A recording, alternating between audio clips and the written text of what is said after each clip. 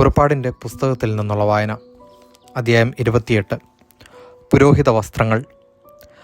പുരോഹിതന്മാരായി എനിക്ക് ശുശ്രൂഷ ചെയ്യാൻ വേണ്ടി നിന്റെ സഹോദരനായ അഹ്റോനെയും അവൻ്റെ പുത്രന്മാരായ നാദാബ്, അബിഹു, എലയാസർ, ഇത്താമർ എന്നിവരെയും ഇസ്രായേൽക്കാരുടെ ഇടയിൽ നിന്ന് നിന്റെ അടുക്കിലേക്ക് വിളിക്കുക. നിന്റെ സഹോദരനായ അഹ്റോന് മഹിമയും അഴകും നൽകുന്നതിന് അവനു വേണ്ടി വിശുദ്ധ വസ്ത്രങ്ങൾ നിർമ്മിക്കുക. അഹ്റോനെ എൻ്റെ പുരോഹിതനായി അവരോധിക്കാൻ വേണ്ടി അവന് സ്ഥാനവസ്ത്രങ്ങൾ നിർമ്മിക്കാൻ ഞാൻ നൈപുണ്യം നൽകിയിട്ടുള്ള എല്ലാ വിദഗ്ധന്മാരോടും നീ ആവശ്യപ്പെടുക. അവർ നിർമ്മിക്കേണ്ട വസ്ത്രങ്ങൾ ഇവയാണ്: ഉരസ്ത്രാണം, എഫോദ്, നിലയങ്കി, ചിത്രത്തയ്യലുള്ള അങ്കി, തലപ്പാവ്, അരപ്പട്ട. എനിക്ക് പുരോഹിത ശുശ്രൂഷ ചെയ്യാൻ അഹ്റോനും പുത്രന്മാർക്കും വേണ്ടി അവർ വിശുദ്ധ വസ്ത്രങ്ങൾ നിർമ്മിക്കട്ടെ. സ്വർണ്ണനൂൽ, നീലം, ധൂമ്രം, കടും ചെമപ്പ് എന്നീ നിറങ്ങളുള്ള നൂലുകൾ, നേർമയായി പിരിച്ചെടുത്ത ചണം എന്നിവ അവർ ഉപയോഗിക്കണം. സ്വർണ്ണനൂൽ, നീലം, ധൂമ്രം, കടും ചെമപ്പ് എന്നീ നിറങ്ങളുള്ള നൂലുകൾ, നേർമയായി പിരിച്ചെടുത്ത ചണം എന്നിവ ഉപയോഗിച്ച് വിദഗ്ധമായി അവർ എഫോദ് നിർമ്മിക്കണം.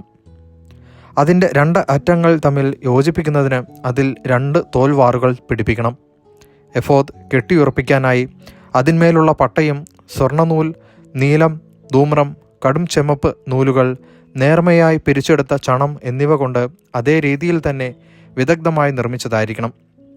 2 വൈഡൂര്യ കല്ലുകളെടുത്ത് അവയിൽ ഇസ്രായേലിൻ്റെ പുത്രന്മാരുടെ പേരുകൾ കൊത്തണം. അവരുടെ പ്രായക്രമമനുസരിച്ച് ഓരോ കല്ലിലും 6 പേരുകൾ വീതം കൊത്തുക. രത്നശില്പി മുദ്ര കൊത്തുന്നത് പോലെ ഇസ്രായേലിൻ്റെ പുത്രന്മാരുടെ പേരുകൾ ആ കല്ലുകളിൽ രേഖപ്പെടുത്തണം. കല്ലുകൾ സ്വർണ്ണത്തകിടിൽ പതിക്കണം. ഇസ്രായേൽ പുത്രന്മാരുടെ സ്മാരകശിലകളായി അവ എഫോദിൻ്റെ തോൽവാറുകളിൽ ഉറപ്പിക്കണം.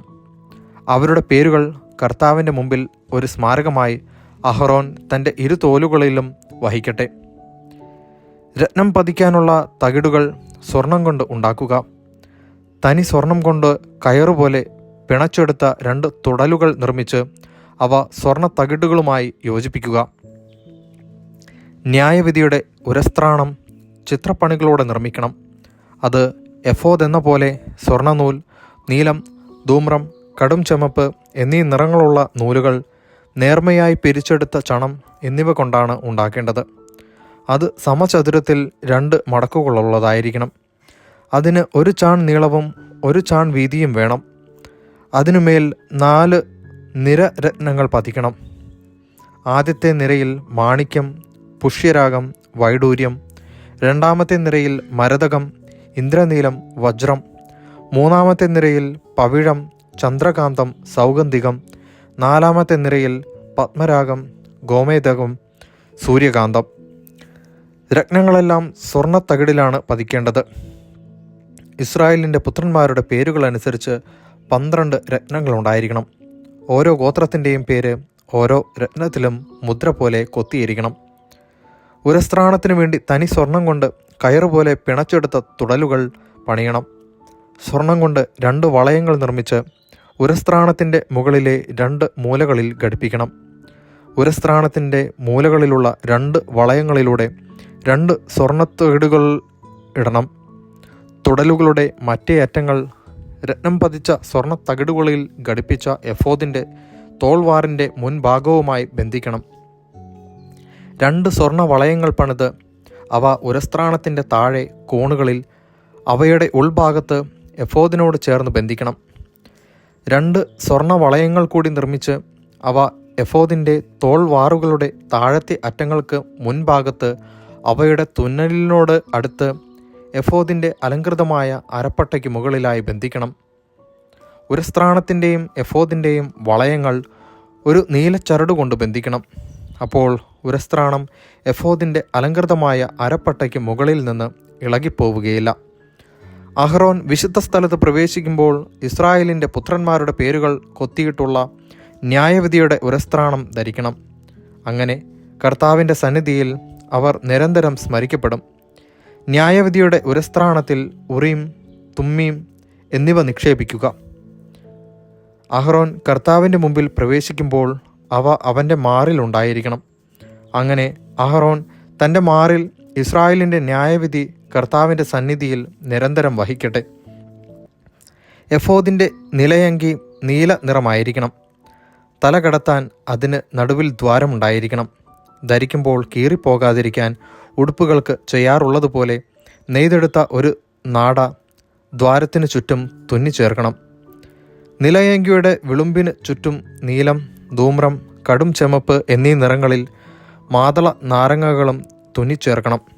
അവയ്ക്കിടയിൽ സ്വർണ്ണമണികൾ ബന്ധിക്കണം. ഒന്നിടവിട്ടായിരിക്കണം സ്വർണ്ണമണികളും മാതള നാരകങ്ങളും തുന്നിച്ചേർക്കുന്നത്. അഹ്റോൻ പുരോഹിത ശുശ്രൂഷ ചെയ്യുമ്പോൾ ഇത് ധരിക്കണം.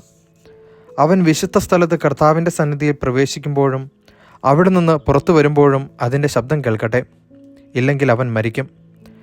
തനി സ്വർണം കൊണ്ട് ഒരു തകിടുണ്ടാക്കി അതിന്മേൽ ഒരു മുദ്രയെന്ന പോലെ കർത്താവിന് സമർപ്പിതൻ എന്ന് കൊത്തിവെക്കുക. ഒരു നീലച്ചരടുകൊണ്ട് അതിൻ്റെ തലപ്പാവിൻ്റെ മുൻവശം ബന്ധിക്കണം. അഹ്റോൻ അത് നെറ്റിയിൽ ധരിക്കണം. അങ്ങനെ ഇസ്രായേൽക്കാർ വിശുദ്ധ വസ്തുക്കൾ കാഴ്ച സമർപ്പിക്കുന്നതിൽ വരുത്തുന്ന വീഴ്ചകൾ അവൻ വഹിക്കട്ടെ. കാണിക്കകൾ കർത്താവിൻ്റെ സന്നിധിയിൽ സ്വീകാര്യമാകേണ്ടതിന് ആ തകിട് അഹ്റോൻ്റെ നെറ്റിയിൽ എപ്പോഴും ഉണ്ടായിരിക്കണം.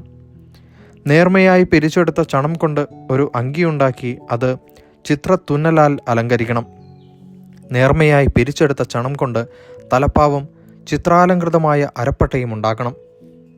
അഹ്റോൻ്റെ പുത്രന്മാർക്ക് മഹിമയും അഴകും ഉണ്ടാകേണ്ടതിന് അവർക്കായി അങ്കികളും അരപ്പട്ടകളും തൊപ്പികളും നിർമ്മിക്കണം.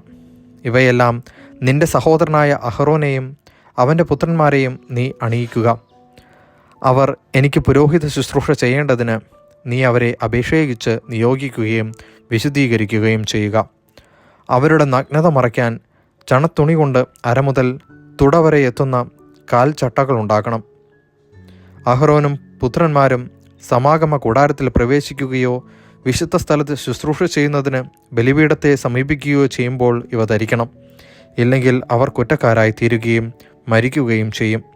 ഇത് അഹ്റോനും സന്തതികൾക്കും എന്നേക്കുമുള്ള നിയമമാണ്. ദൈവവചനമാണ് നാം കേട്ടത്.